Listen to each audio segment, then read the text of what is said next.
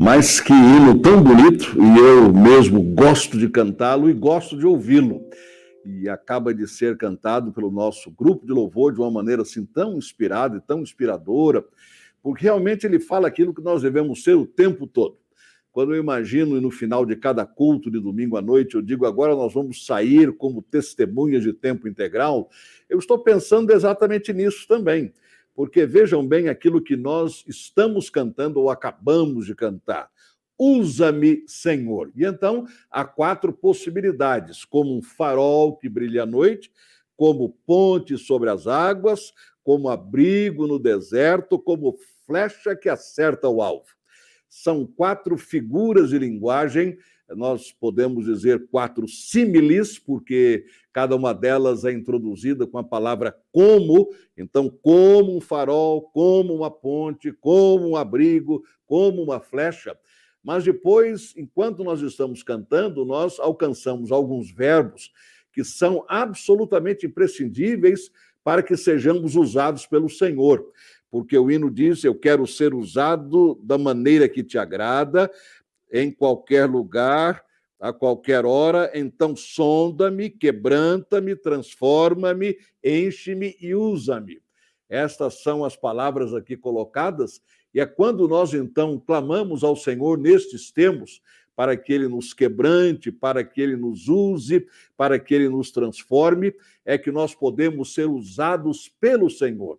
Cada vez mais precisamos exatamente desta consciência, irmãos e irmãs, desta consciência de santificação.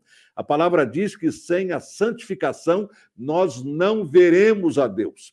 E quantas vezes em nossas orações nós clamamos assim: Senhor, eu quero ver-te, eu quero sentir-te, eu quero perceber a tua mão dirigindo a minha vida. Mas a palavra diz que sem a santificação nós não veremos a Deus. Então é preciso cantarmos como nós acabamos de cantar com a nossa banda. Senhor, quebranta-me. Senhor, molda-me. Senhor, transforma-me. Senhor, usa-me. Eu quero ser usado por ti em todas as situações. Isto é ser uma testemunha de tempo integral, como ainda hoje no culto eu vou dizer logo mais, quando estivermos encerrando.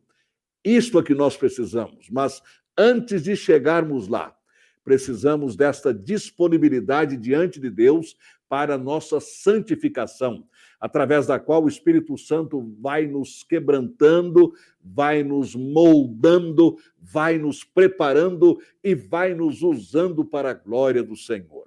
Aliás, pensando nisto, nós retornamos mais uma vez ao Salmo número 13, e vocês recordam que no domingo passado nós iniciamos esta meditação, depois já continuamos nesta última quarta-feira, e estou neste momento continuando também, uma vez que durante esta semana nós estivemos celebrando no Brasil o Dia Nacional de Ação de Graças, nesta última quinta-feira.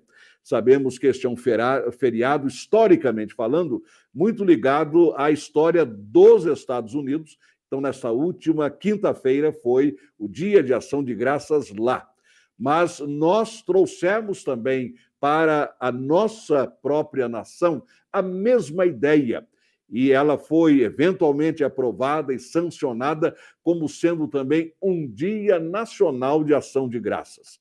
Por causa deste motivo de gratidão, e no domingo passado foi o nosso domingo de gratidão, quando no culto da manhã e no culto da noite nós colocamos a nossa gratidão diante de Deus pelas bênçãos alcançadas, é que nós estamos refletindo no Salmo 13, a partir do último versículo, versículo número 6.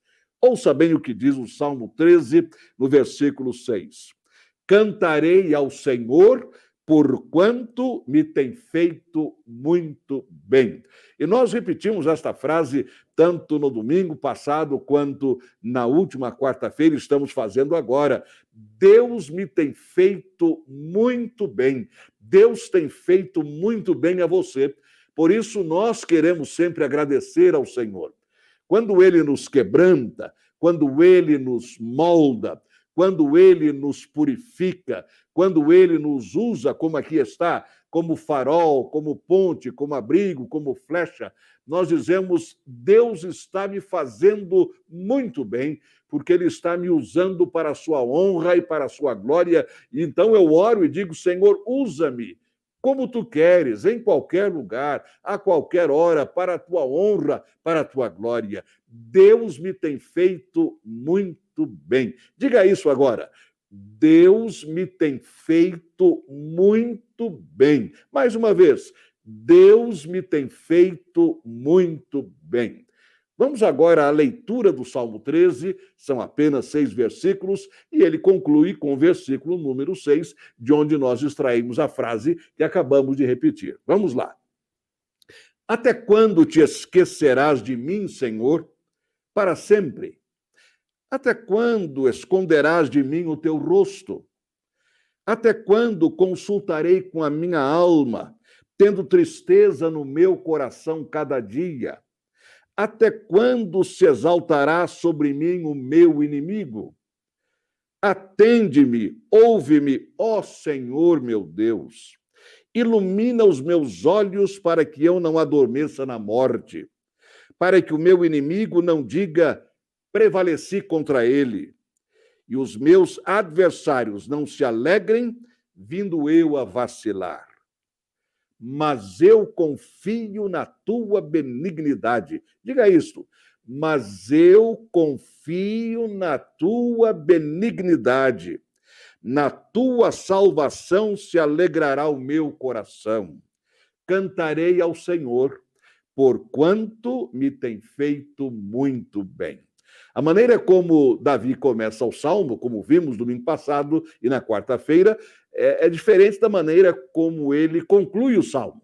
Ele começa perguntando ao Senhor: até quando? Até quando? Até quando? Até quando? São 4 vezes nos 2 primeiros versículos em que o salmista Davi levanta esta pergunta: até quando? Por exemplo, ele inicia no versículo 1 falando da sua posição, do seu sentimento, da sua sensação, vamos assim dizer, de que Deus se estava esquecendo dele, que Deus não estava se lembrando dele, que Deus estava escondendo o rosto dele mesmo, como Davi. Então, até quando esconderás o teu rosto de mim? Até quando te esquecerás de mim?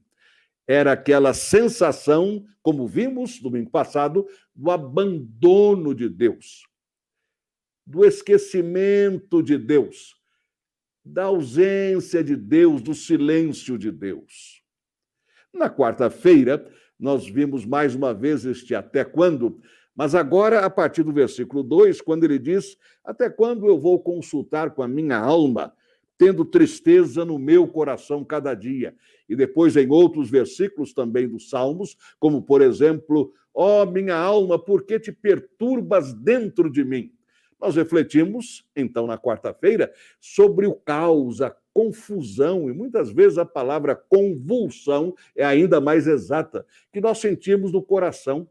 Parece que cada pensamento vai para um lado, cada sentimento vai para um outro, e nós nos perguntamos: Senhor, a minha alma está um verdadeiro caos. Até quando, Senhor, eu vou consultar a minha alma? Eu vou falar comigo mesmo, mas em tristeza, em confusão, num sentimento de que eu estou emparedado, eu estou acuado, eu estou sem sentido.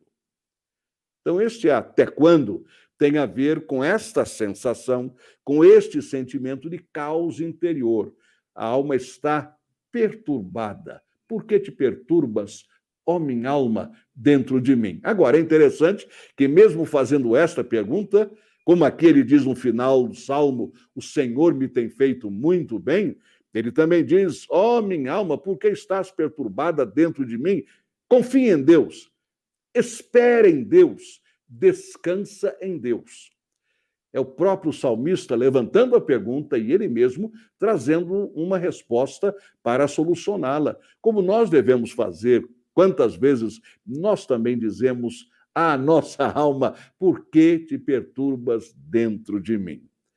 Há mais uma outra lição que nós vemos no Salmo 13, como acabamos de ler, E podemos vê-la, por exemplo, no versículo número 2, no quarto até quando. É o segundo até quando do versículo 2, mas é o quarto até quando do Salmo. Até quando se exaltará sobre mim o meu inimigo? Até quando, Senhor, o meu inimigo vai pensar que prevaleceu contra mim? Até quando, Senhor, o meu inimigo vai me desprezar? Até quando, Senhor, o meu inimigo vai zombar de mim? Ele diz no versículo 4: para que o meu inimigo não diga, prevaleci contra ele, e os meus adversários não se alegrem, vindo eu a vacilar. Então, a terceira reflexão que nós temos nestes até quandos do Salmo 13, mas sempre conectados nós com a última frase, porquanto Deus me tem feito muito bem. A nossa terceira reflexão tem a ver com as lutas que enfrentamos. Quando pensamos na alma abatida, na alma sofrida, estamos pensando nas lutas interiores. Agora, quando pensamos nos adversários, nos inimigos, como o salmista aqui coloca, estamos pensando em outras situações fora de nós, contra as quais nós temos de lutar. Nós sabemos que o pecado ele trouxe uma ruptura quádrupla na nossa vida, em relação a Deus, em relação ao próximo, em relação à natureza que nos cerca e em relação a nós mesmos. Então, quando Davi pergunta até quando, Senhor, esses meus inimigos vão pensar que estão vencendo, ou vão zombar de mim, ou vão dizer que eu vacilei, que eu caí, ele está tocando nesta terceira ruptura, a ruptura horizontal com aqueles que nos cercam. E ela acontece, essa ruptura acontece o tempo todo. Nós sabemos disso, porque você tem enfrentado isso, eu tenho enfrentado isso, nós seres humanos enfrentamos isso. Então, este até quando Senhor, até quando eu vou ter que lidar com estes inimigos? É uma tristeza da vida, nós temos de enfrentar lutas. Agora, mais triste ainda, eu penso, é termos de enfrentar inimigos. Quando temos de enfrentar lutas, problemas, dificuldades, empecilhos, obstáculos, parece que a gente vai lutando, vai vencendo aqui, espera um pouquinho acolá, volta a vencer aqui. Mas quando se trata de adversários, quando se trata possivelmente de alguém, ou de mais de um alguém, os inimigos, como diz o salmista, aí é muito mais difícil, a luta é mais renhida, ela é muito mais forte. Se nós considerarmos que este salmo pode ter sido escrito, segundo alguns estudiosos, a partir daquele contexto da rebeldia de Absalão, daquele seu levante, daquela sua postura absolutamente 100% contra o seu pai, esta é uma vertente de interpretação do Salmo. Então nós podemos entender o salmista Davi dizendo, Senhor, até quando eu terei de sofrer contra os meus inimigos? E até quando os meus adversários vão pensar que se eu vacilar, eles venceram a parada? Porque isso acontece, senão para todos nós, o tempo todo, mas possivelmente para todos nós durante algum tempo, ou para muitos de nós durante um bom tempo também. É a luta contra inimigos, contra adversários. No caso de Davi, seria um adversário de dentro de casa.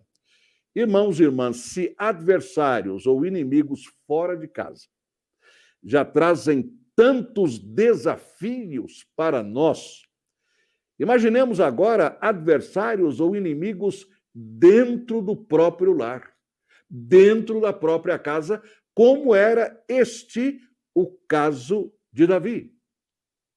Ou seja, um dos seus filhos se rebela contra ele, se levanta contra ele. Haveria tristeza maior para um pai ou uma mãe do que ter os seus filhos, seja apenas um filho ou uma filha, ou mais de um dos filhos, se rebelando contra num ato de total desobediência, até mesmo de desafio, de assinte contra os pais, isso traz uma imensa tristeza. É alguma coisa que consome um pai, consome uma mãe, ver os seus filhos contra eles, como pais. Não é apenas uma questão de desobediência. Eu estou pensando em rebeldia. Eu estou pensando em rebelião.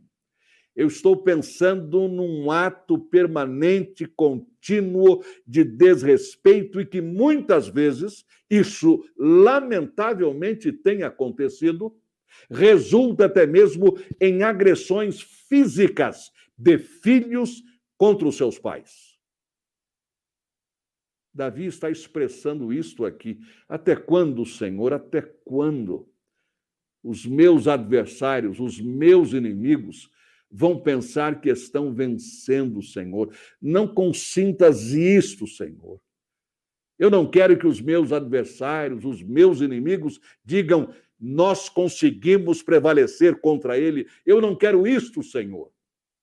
Ele estava enfrentando, volto a dizer, dentro desta linha de interpretação de que é um fato histórico, na rebelião de Absalão, que isto era o sentimento profundo de Davi. Até quando, Senhor, os meus adversários? Logo na minha casa, logo dentro do meu lar. Lar deve ser um lugar de refúgio, no bom sentido da palavra. Não lugar de esconderijo contra membros da própria família. Lar deve ser um lugar de paz e não de tristeza. Lar deve ser um lugar de tranquilidade e não de agitação. E vou mais adiante de maneira muito extrema. O lar deve ser como um céu na terra e não como um pedaço do inferno na terra. Porque isto muitas pessoas têm enfrentado dentro do seu lar. Quantas são as pessoas que procuram tardar ao máximo o seu retorno para casa no final do dia, exatamente porque voltar para casa é voltar para um lugar onde não se quer estar. Eu conheci pessoas assim, tenho conhecido pessoas assim. Estou me lembrando agora de uma dessas pessoas que me disse: pastor, o que eu faço é sair de casa bem de madrugada, quando todos ainda estão dormindo, e retornar bem tarde da noite, quando todos já foram dormir. Os irmãos já me disseram, pessoa como esta pessoa me disse, que ficava perambulando depois que acabava o seu expediente do trabalho, digamos, 5 ou 6 horas da tarde, ficava até 11 da noite, andando, perambulando pelas ruas para matar o tempo, como se diz, a fim de não voltar para casa e encontrar alguém ainda acordado. E poucas horas depois, já se levantava, de madrugada, para não ver ninguém se levantar em casa. Isto durante, não é 1 ano, não 2 anos, mas muitos anos. Irmãos, que tristeza isso. Quando eu ouvi isto da própria pessoa, eu senti um impacto muito forte.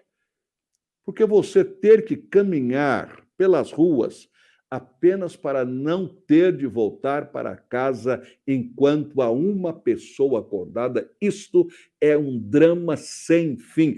Até quando, Senhor, eu vou viver num inferno como este? Esta é a expressão que a pessoa usou. Mas que é algo trágico, que é algo desastroso, para dizer o mínimo. Senhor, que coisa! Que coisa! E o salmista diz: até quando os meus inimigos, os meus adversários vão me ver vacilando e vão dizer: nós prevalecemos contra ele?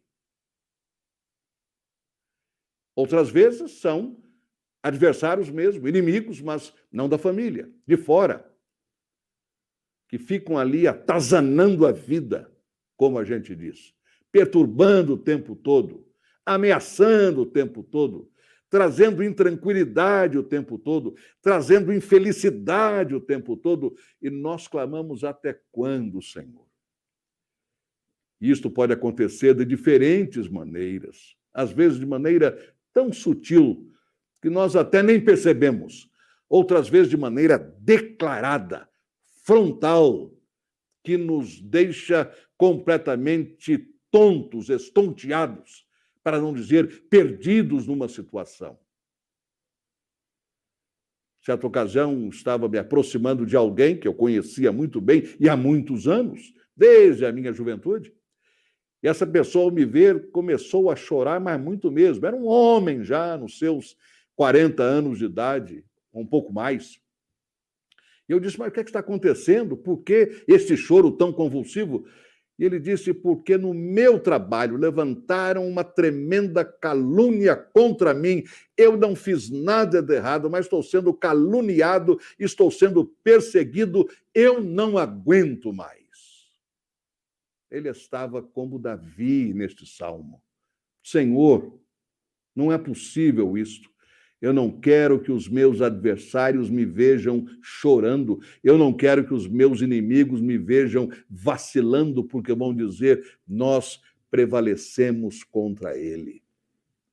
A resposta, porém, que o próprio Senhor deu a Davi, ele aqui coloca no versículo 5: mas eu confio na tua benignidade e na tua salvação se alegrará o meu coração.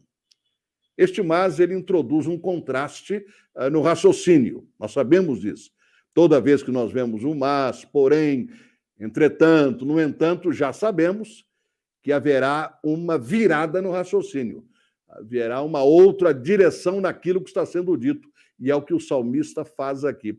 Depois de apresentar todo o seu desapontamento com aquilo que ele considerava um esquecimento de Deus, depois de enfrentar um caos interior, depois de perguntar a Deus sobre os seus inimigos tentando prevalecer contra ele, ele diz: mas, a despeito disto tudo, eu cantarei ao Senhor, e na salvação, isto é, no livramento do Senhor, a minha alma se alegrará.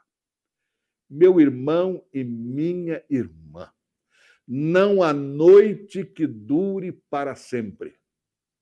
Não há noite de caos na alma que dure para sempre. Não há noite de caos nos relacionamentos familiares ou fora da família que dure para sempre. Em algum momento, o sol há de raiar. Em algum momento, a aurora vai surgir. Em algum momento, o dia vai nascer. E então, como salmista, você e eu podemos dizer: cantaremos ao Senhor, e no seu livramento a nossa alma se alegrará. Nós vamos exaltar o Senhor, porque ele nos tem feito muito bem. Veja que no Salmo número 37, que você conhece muito bem, se eu perguntar o que diz o versículo 4 ou o que diz o versículo 5, tenho certeza que você vai dizer de memória. Por exemplo, Salmo 37, 4 diz: alegra-te, deleita no Senhor, ou deleita-te no Senhor, e ele há de conceder o desejo do teu coração. No versículo 5, nós temos um texto que é por demais conhecido e recitado: entrega o teu caminho ao Senhor, confia nele e ele tudo fará. Agora veja bem, começando então com o versículo 5, que eu acabei de mencionar. Entrega o teu caminho ao Senhor, confia nele e ele o fará. Agora, no versículo 6 em diante, nós vamos entender o que é que Deus vai fazer. Entrega o teu caminho ao Senhor, confia nele e o mais ele fará. Esse o mais, o que é? A Bíblia diz, vamos ao versículo 6, ele fará sobressair a tua justiça como a luz e o teu juízo como o meio-dia. Veja mais. Entrega o teu caminho ao Senhor, confia no Senhor e ele fará com que a tua justiça sobressaia e com que a tua luz brilhe como a luz do meio-dia. Descansa no Senhor e espera nele. Não te indignes por causa daquele que prospera em seu caminho, por causa do homem que executa astutos intentos. Quantas vezes a injustiça pode talvez não ser contra nós, mas é contra alguém. Quantas vezes a injustiça traz indignação ao nosso coração. E o salmista está dizendo isso, não te indignes por causa dessas pessoas. Deixa a ira, abandona o furor, porque a coisa mais fácil, do ponto de vista humano, é nós nos irritarmos, ficarmos tão arrasados que aquilo vira uma revolta dentro de nós. O salmista diz, segura um pouco, segura aí. Deixa a ira. Não consintas, não permitas que a ira domine o teu coração e que você passe agora a viver a partir da sua ira interior. Não permita isto, diz a palavra. E abandone o furor. Não te indignes de forma alguma para fazer o mal, porque às vezes na nossa indignação acabamos fazendo o que é mal. Porque os malfeitores, diz a palavra, serão desarraigados, mas aqueles que esperam no Senhor herdarão a terra. Pois ainda um pouco e o ímpio não existirá. Olharás para o seu lugar e não aparecerá. Quantas vezes isso já aconteceu com você e comigo? Nós seguramos a indignação, nós não nos deixamos levar pela ira, nós entregamos de fato ao Senhor o nosso caminho, confiamos nele, e ele promete que vai fazer com que a nossa justiça sobressaia e com que a luz brilhe como se fosse meio-dia. E de repente, muitas vezes mesmo de repente, nós olhamos a direção daquele injusto, daquele ímpio, daquele adversário, daquele inimigo que estava tripudiando sobre nós, que estava zombando de nós, e ele já não mais existe. Ele já se foi. O Senhor diz isto. É a palavra do Senhor que nos fala de maneira clara. No Salmo 23, que você conhece muito bem, o Senhor é o meu pastor, o texto nos diz, quase no seu final, que o Senhor vai colocar uma mesa perante nós na presença dos nossos inimigos. Ele vai fazer isso. Precisamos deixar a vingança com o Senhor. É Ele quem cuida destas situações. Confiamos nele, descansamos nele, e Ele faz a nossa justiça sobressair como a luz do meio-dia. Já pensou nisso? Por isso o salmista Davi diz, cantarei ao Senhor, porquanto me tem feito muito bem. E então você diz, mas o Salmo 13 começa de um jeito, termina do outro. É verdade. Ele começa com 4 até quando, Senhor? Até quando? Até quando eu terei a sensação de estar sendo esquecido por ti? Até quando a minha alma vai ser um caos interior? Até quando os meus inimigos vão tripudiar sobre mim? Até quando terei a sensação de que tu escondeste de mim o teu rosto? No entanto, ele diz, eu confio na tua benignidade, Senhor, e na tua salvação, no teu livramento, se alegrará o meu coração. Por isso, eu cantarei ao Senhor, porquanto me tem feito muito bem.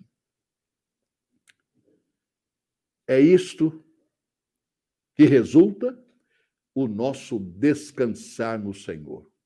Hoje pode tudo parecer terrível, péssimo, pior do que péssimo, se é que existe. Mas um dia a gente vai olhar e vai procurar onde estão aqueles que lutavam contra mim, contra o Senhor, que traziam tanta indignação ao meu coração. E nós vamos ter que dizer, como diz o salmista no Salmo que nós lemos há pouco, 37. Desapareceram. Eles se foram. Não estão mais aqui. Então, meu irmão e minha irmã, toda vez que você estiver enfrentando estes até quandos, lembre-se da última frase do Salmo 13. O Senhor me tem feito muito bem. Vamos orar?